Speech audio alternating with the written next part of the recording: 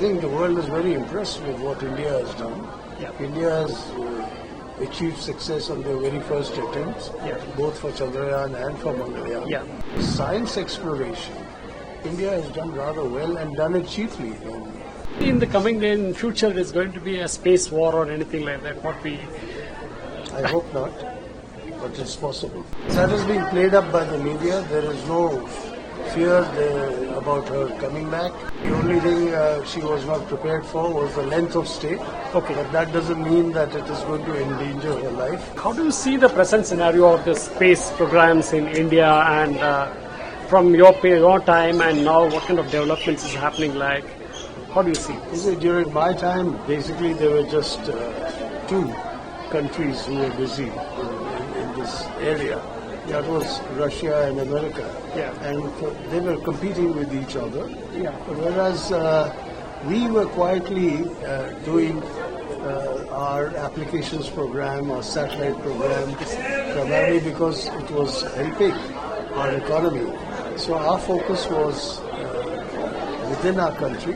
Yeah. Their focus was geopolitical race. Yeah. So they were busy on doing that. So that was a big difference at that time. But ever since then, I think we realized most of the aims of what space can do for the common people. Okay. And we've done that, and having done that, now we've gone into the manned space program. Yeah. And so that's the next step. Okay. So, but now that we are going into the manned space program, the private sector in the West has also joined the whole game. Okay. And when the private sector gets into it, then obviously the focus shifts. Now you're going to go to outer space not to explore but to exploit it.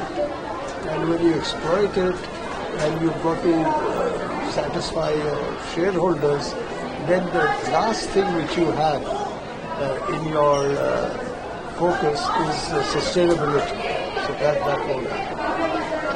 So that's what worries me. Yeah, recently there is a lot of developments happening in the space sector like this, and right now that the International Space Station where the Sunita Williams is also there, and she's also stuck up in that International Space Station. She may be also have to stay there for about 7 months.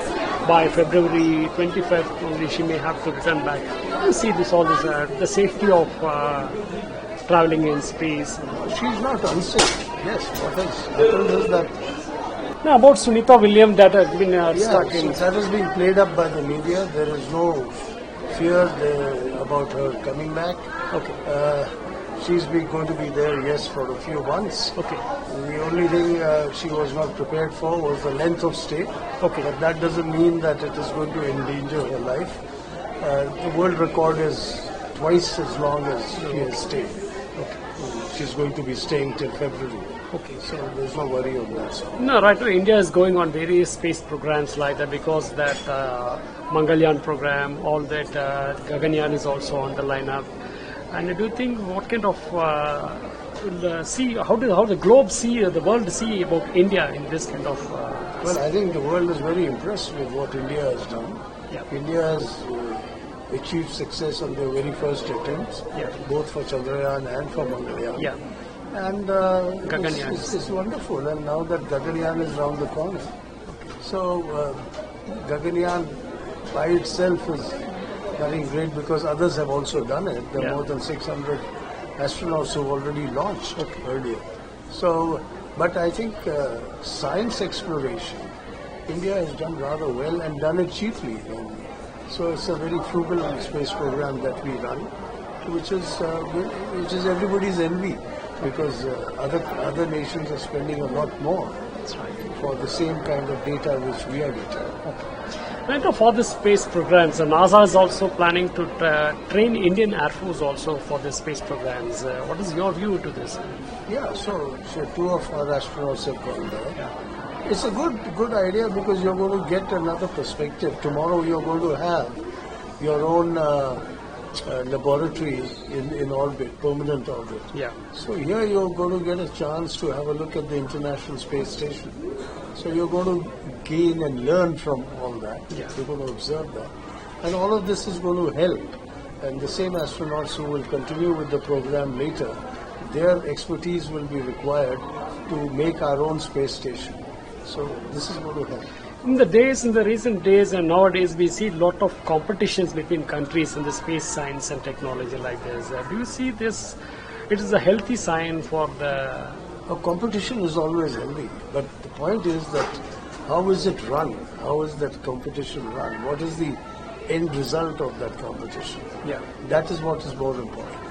And from on that aspect, I think it's still a developing situation.